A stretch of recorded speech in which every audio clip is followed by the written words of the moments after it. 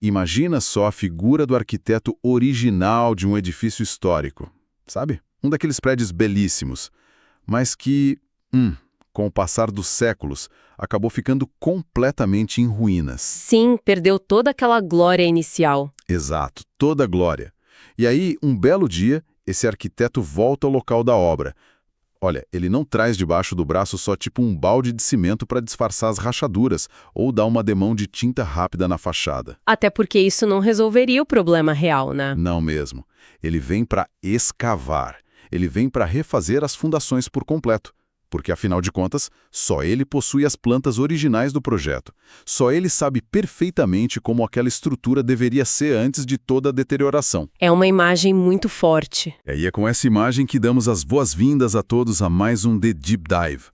Nossa análise profunda de hoje não vai tratar de contos distantes, lendas urbanas, nada disso. Nós vamos falar de uma invasão real. E essa analogia do arquiteto, assim, ela define perfeitamente o cenário que a gente tem em mãos hoje.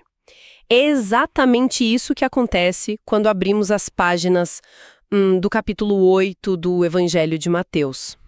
À primeira vista, para quem lê rápido, parece só um mero catálogo de milagres médicos antigos, sabe? Uma lista de curas.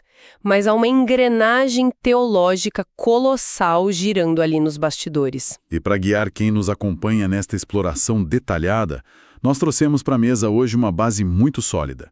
É uma pilha fascinante de notas e comentários bíblicos de origem adventista. Com certeza, materiais riquíssimos. Muito ricos mesmo. Nossas fontes hoje incluem as análises minuciosas lá do portal Reavivados por Sua Palavra, com os apontamentos da pesquisadora Rosana Barros, e também do pastor Heber Totti Armi.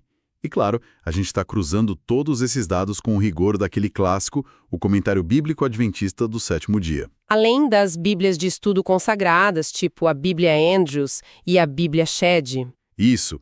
A missão deste nosso mergulho nos textos hoje é fazer uma análise teológica e espiritual. É entender como esses eventos não são curas isoladas, mas provam que o próprio Criador do Universo invadiu o reino das trevas. Invadiu para restaurar a humanidade em todos os seus eixos, o eixo físico, o social e o espiritual. É uma missão ambiciosa. É sim. Então, ok, vamos desvendar isso. Antes da gente olhar para as ações propriamente ditas, para as curas, quem é fundamentalmente este homem caminhando pelas estradas da Galileia? Olha, essa é a pergunta fundamental que simplesmente destrava todo o texto. Nós não estamos lidando apenas com, sei lá, um profeta carismático ou um curandeiro local famoso. Certo. As fontes teológicas que estamos analisando, especialmente aqueles apontamentos excelentes do pastor Heber Totti Armi, conectam Mateus 8 diretamente com as cartas do apóstolo Paulo e os escritos de João. Uau, eles fazem essa ponte direta. Totalmente. Lá em Colossenses 1, o texto identifica como o primogênito da criação.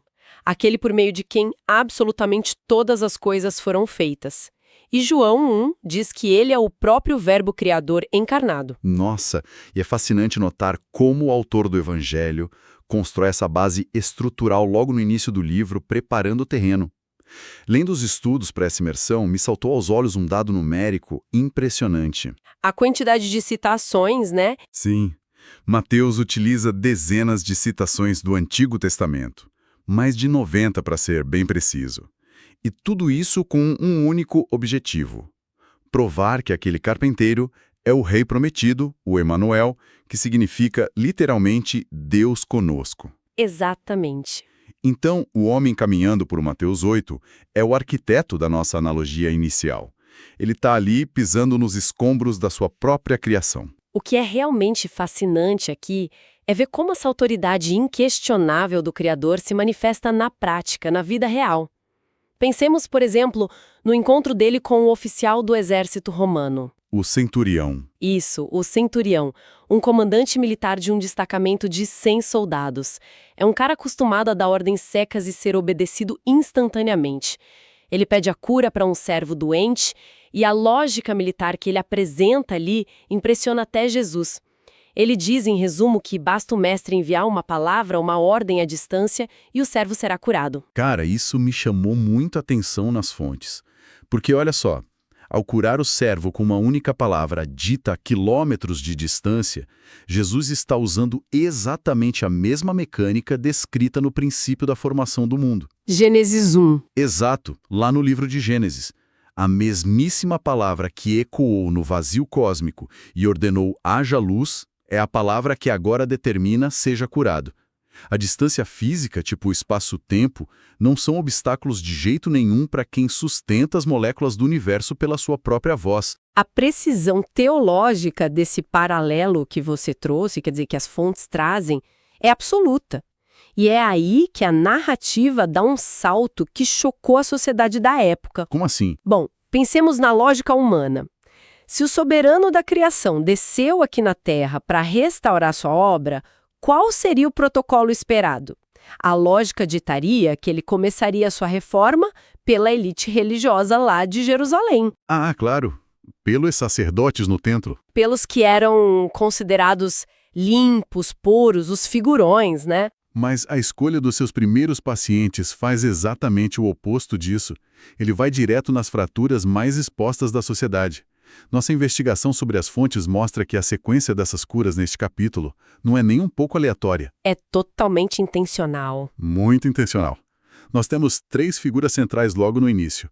Um leproso judeu, um estrangeiro gentil, que é o servo do centurião romano, e uma mulher, que o texto revela ser a sogra do apóstolo Pedro. Que, aliás, é um detalhe bíblico sensacional. É um detalhe muito sutil nos textos originais, mas que resolve uma curiosidade histórica gigante. Comprova que Pedro era, de fato, um homem casado, tinha uma família estruturada e levava a esposa em viagens. Perfeito. Mas a importância desses 3 personagens transcende essa curiosidade ou mesmo a medicina da época. Um leproso, um representante do império opressor e uma mulher. Historicamente, naquele contexto cultural super rígido do primeiro século, estes eram os 3 grupos mais marginalizados. Os intocáveis. Os intocáveis, rejeitados e sem nenhuma voz ativa na estrutura religiosa de Israel. A lepra, em especial, carregava um peso social e religioso aterrador. As notas do comentário são pesadas sobre isso. Muito. Para a mente da época, a lepra era o símbolo máximo da degradação causada pelo pecado. Era algo considerado repugnante, altamente contagioso e principalmente incurável. A lei de Moisés exigia um estado de quarentena rigorosíssima. O indivíduo era basicamente arrancado de casa, né? Sim, arrancado da família e declarado uma espécie de morto-vivo para a sociedade. E aqui é que a coisa fica realmente interessante. Peraí, deixa eu entender a lógica dos acontecimentos relatados pelos comentaristas.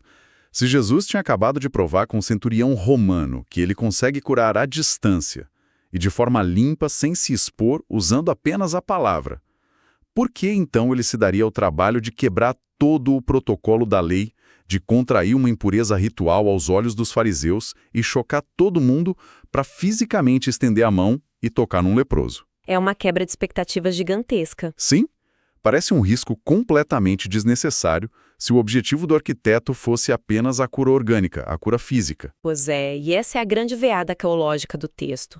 As análises apontam para uma resposta muito mais profunda e compassiva. O objetivo de Jesus nunca foi apenas remover uma anomalia biológica ali da pele. Aquele homem com lepra, ele provavelmente não recebia um toque humano gentil, sabe, um aperto de mão ou um abraço há anos, talvez décadas. Caramba, décadas sem ser tocado. Imagina o estado emocional dessa pessoa. Ao tocar no intocável, Jesus devolve a dignidade emocional, devolve o afeto antes mesmo da pele ser fisicamente restaurada. E as notas do comentário bíblico adventista ligam esse ato diretamente àquela famosa profecia de Isaías no capítulo 53, verso 4. Que diz que ele tomou sobre si as nossas enfermidades. Exatamente. O toque não apenas efetua a cura, mas Jesus absorve a dor daquele homem. Demonstra uma solidariedade absoluta do Criador com a criatura quebrada. E a ironia retratada nas fontes sobre o pós-cura é quase poética, não é? A gente lê que Jesus pede expressamente para o homem recém-curado não alardear o milagre, para evitar que a multidão começasse a segui-lo apenas como, sei lá, um distribuidor de benefícios mágicos. Mas é impossível conter, né? Impossível. A alegria do homem é tão grande que ele simplesmente desobedece à ordem de silêncio e espalha a notícia por toda a região a plenos pulmões. E o resultado prático disso, relatado nos textos, é estarrecedor. As multidões começam a se aglomerar com uma intensidade tão absurda que Jesus passa a não poder mais entrar publicamente nas cidades. Ele tem que buscar refúgio, ele é obrigado a viver em lugares ermos, isolados. É uma troca de papéis literal. Jesus assumiu a quarentena e o isolamento lá no deserto para que aquele ex-leproso pudesse voltar a caminhar livremente no meio da praça da cidade. Eles trocaram de lugar. Que imagem poderosa. Muito. E essa mesma disposição divina de quebrar barreiras sociais, a gente vê se repetindo lá no encontro com o centurião romano que discutimos há pouco.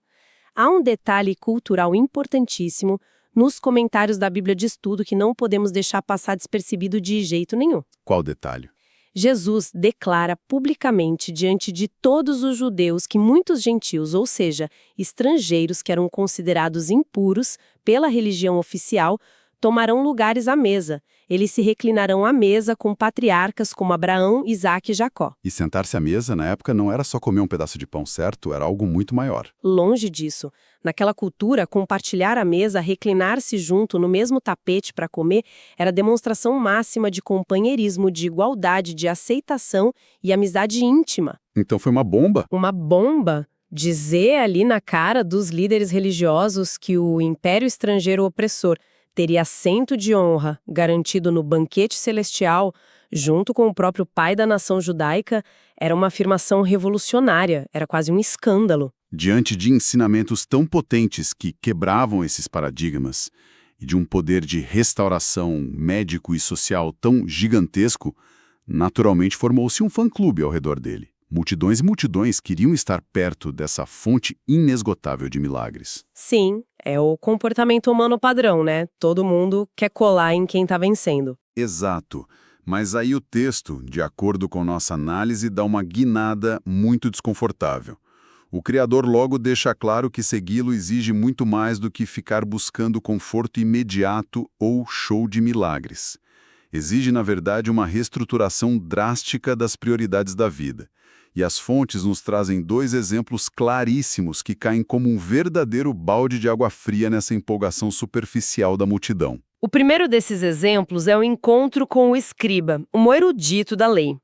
Este homem era da elite intelectual. Era alguém provavelmente acostumado a muito prestígio social e a uma vida com bastante refinamento. E ele se aproxima com muito entusiasmo e promete seguir o mestre para onde quer que ele vá. Parecia o discípulo perfeito. Parecia. Mas a resposta de Jesus destrói qualquer ilusão de status que ele pudesse ter. Ele responde dizendo que as raposas têm seus covis e as aves do céu têm os seus ninhos, mas o Filho do Homem não tem onde reclinar a cabeça. Uau! E o comentário bíblico adventista pontua algo essencial aqui. A vida itinerante que Jesus propunha ali seria extremamente dura. Seria uma vida exposta ao relento, cheia de privações, algo completamente hostil para alguém que estava apegado ao conforto do lar e ao reconhecimento do público. E o segundo exemplo é aquele que realmente causa muita estranheza para nossa mente hoje. Um homem que já era discípulo pede permissão para ir sepultar o pai antes de assumir o compromisso total de seguir a Cristo. Olha, quando a gente lê isso superficialmente, a primeira imagem que vem à cabeça é um velório acontecendo naquele exato momento, sabe? A família de luto, chorando. E parece que Jesus foi terrivelmente insensível, quase cruel, ao negar o pedido de um filho de luto. Essa é a armadilha clássica de tentar ler um texto oriental do primeiro século com a nossa lente ocidental moderna. As análises históricas do comentário bíblico revelam um cenário cultural completamente diferente do que a gente imagina. Aquele pai, com toda a probabilidade apontada pelos estudiosos, estava vivo e gozando de excelente saúde. Peraí. Ou seja, o pedido não tinha absolutamente nada a ver com um funeral acontecendo ali iminente? Exatamente o oposto. O tempo da morte do pai estava num futuro totalmente indeterminado. Talvez anos e anos à frente. O pedido era, na verdade, uma expressão idiomática muito comum na cultura local. Ah, entendi. Significava mais ou menos o seguinte: olha, eu quero te seguir, acho sua mensagem incrível, mas não enquanto meu pai for vivo. Deixe-me primeiro viver minha vida, cumprir minhas obrigações familiares de longo prazo, receber minha herança confortável e depois, lá no futuro, quando as coisas se acomodarem e for mais conveniente para mim, eu me junto à sua missão. Cara, é o equivalente perfeito a alguém dizendo hoje, tipo assim, eu adorei a missão inovadora dessa sua startup revolucionária, quero muito entrar para a equipe. Mas só se eu puder manter minha rotina corporativa tranquila, batendo meu ponto ali das 9 às 5, sem abrir mão das minhas férias em nenhum momento. Bem isso. E Jesus, de forma muito direta e cortante, diz: deixa os mortos sepultar os seus próprios mortos. Ou seja, numa linguagem clara, que as pessoas que estão espiritualmente mortas se preocupem exclusivamente com as seguranças e rituais terrenos. O chamado para o reino dos céus, o chamado segue-me, tem precedência absoluta sobre todas as obrigações terrenas. Não é um trabalho de meio período. E se conectarmos isso ao quadro geral da mensagem bíblica, como os nossos textos de apoio tão bem delineiam, a gente percebe a demolição completa de qualquer teologia da prosperidade fácil. A famosa fé de conveniência. Sim, porque seguir o arquiteto quando as paredes estão subindo rápido e tudo ao redor se revela em milagres gloriosos é muito fácil. O verdadeiro desafio, o verdadeiro teste do discipulado é a submissão total da vida às prioridades celestiais. É abrir mão das garantias. E aí a gente chega num ponto crucial. E se alguém escuta tudo isso, aceita o alto custo desse chamado e decide finalmente entrar no barco junto com o Criador? A lógica humana manda pensar que, bom, com o soberano da criação a bordo, a viagem agora vai ser um cruzeiro sereno em águas calmas, correto? Aquele mar de rosas. Um mar de rosas. Mas a narrativa bíblica nos mostra sem nenhum pudor que a cena seguinte é o oposto absoluto disso. As fontes descrevem a famosa travessia pelo Mar da Galileia, um trajeto de mais ou menos 10 quilômetros em direção à região de Gadara. A demanda sobre ele, sabe, curando doentes sem parar, ouvindo as dores do povo e ensinando o dia inteiro, drenava sua força vital. A humanidade dele ali no limite, né? Sim, a ponto de ele não ter tempo sequer para se alimentar.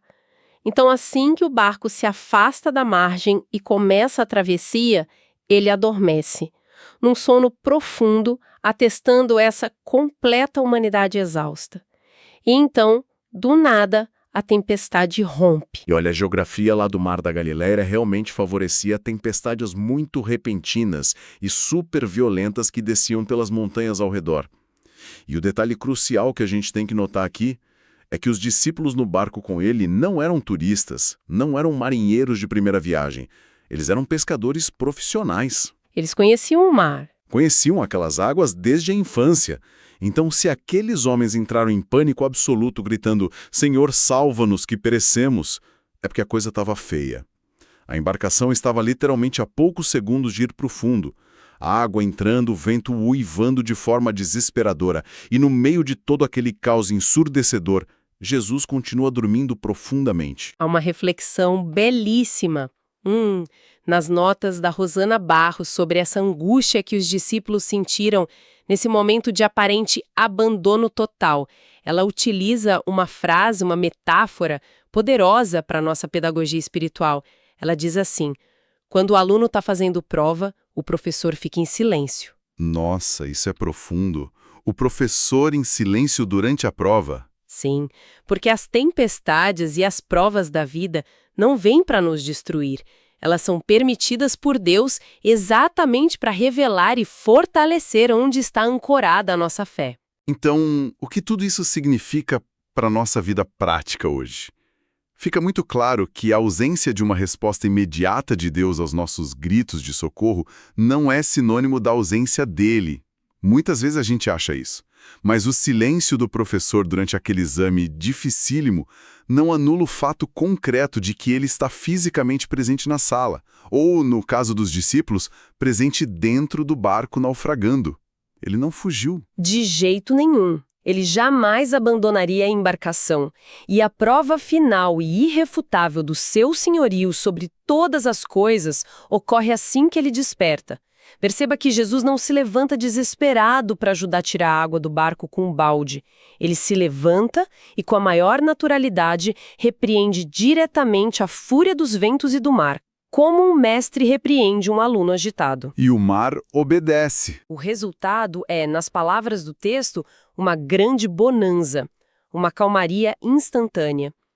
A maneira como ele repreende a natureza revolta demonstra uma autoridade total sobre o caos.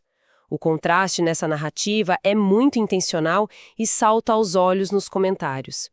De um lado, nós temos a pequena fé dos homens que se desesperam diante das fúrias do mundo físico. E do outro, a paz imperturbável do soberano divino. E essa travessia dramática culmina na chegada à outra margem, abrindo o que a gente pode chamar de ato final deste capítulo 8. Olha só o que construímos até aqui na nossa investigação. Vimos o Criador subjugar a doença incurável da lepra, ignorar totalmente a limitação da distância espacial para curar o servo do centurião, reorganizar com choque as prioridades humanas com os discípulos e, por fim, silenciar os ventos e o mar. É muito poder envolvido. É um domínio total. A impressão que dá é que não existe nenhuma força no universo capaz de resistir à autoridade dele. Mas, ironicamente, existe algo que ele respeita. Algo que pode limitar sua obra e que ele respeita de forma quase assustadora: o livre-arbítrio humano. Sem dúvida.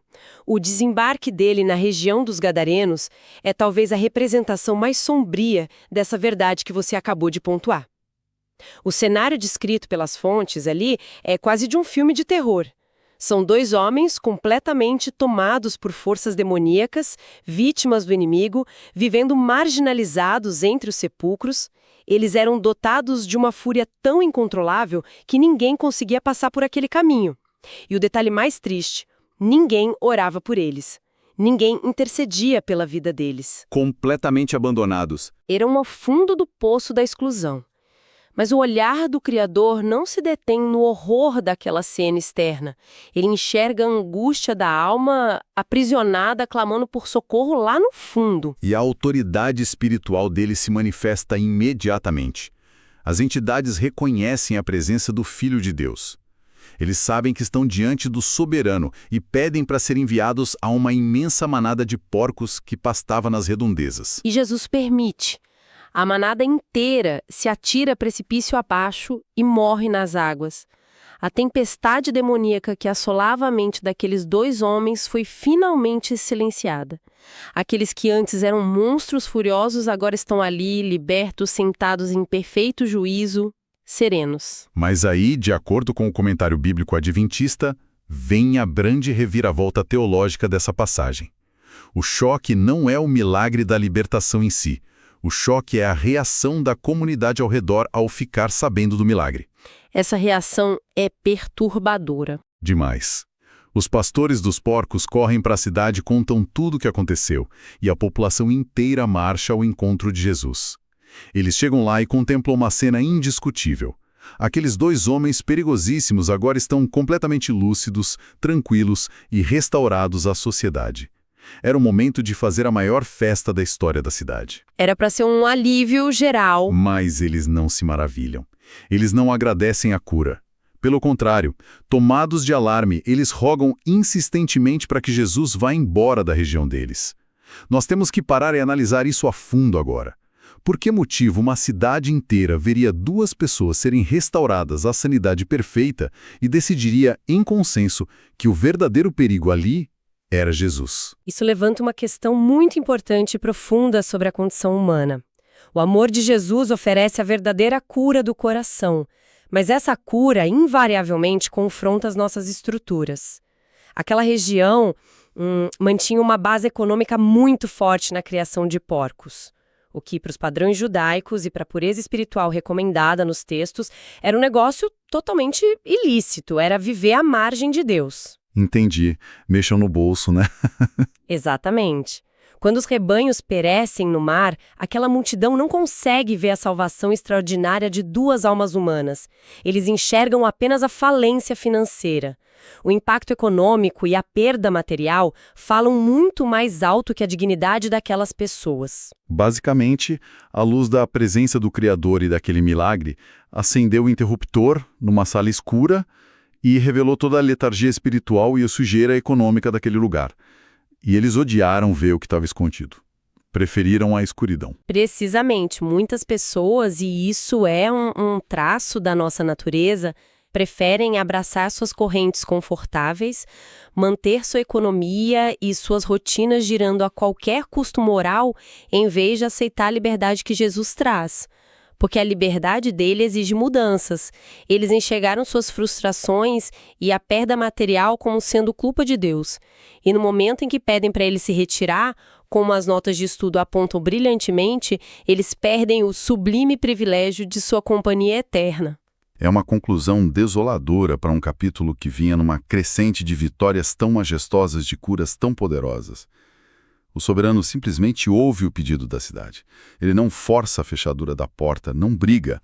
Ele embarca de volta e vai embora. Para amarrarmos as pontas dessa nossa imersão de hoje, fica evidente que todo esse material que a gente leu dos comentários não nos mostra apenas histórias de ninar ou relatos médicos isolados. É um mapa teológico formidável. O soberano da criação invade a nossa realidade para limpar aquilo que é intocável, acalmar o caos da natureza, confrontar nossa comodidade e nos chamar das trevas para a sua maravilhosa luz. E ter o entendimento de todo esse contexto histórico e cultural, cruzado com a base teológica rigorosa que as fontes trouxeram, muda completamente a forma como a gente passa a ler os evangelhos.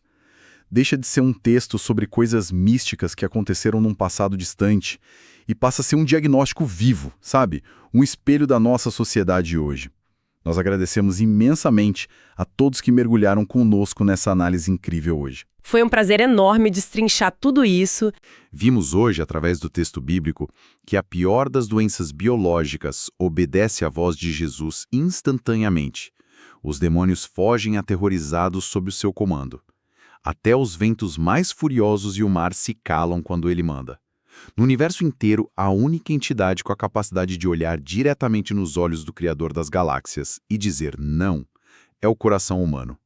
Exatamente como fez aquela cidade de Gadara após o milagre.